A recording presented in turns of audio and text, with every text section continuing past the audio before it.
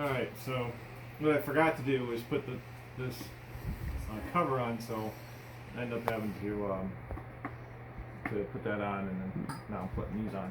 So the cam gears, they have a key, and they're not all the same. This is curved, so the curved part, it only goes in one way.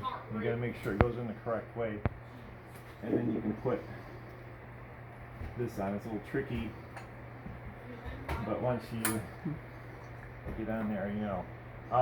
The other thing to take note of is there's little marks here, here, here, and here. When it's at top dead center, these two exactly line up.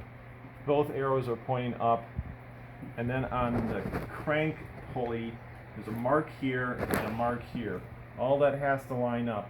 If you don't have this part off, and you just have, say, this on, there's also a mark here for top dead center, and it will line up once you get this on with the mark here on the timing belt cover. That mark and that mark will line up together, and then you know everything is at top dead center.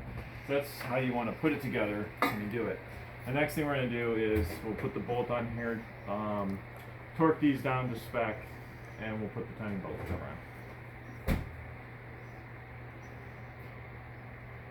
Let me get this on so I can somehow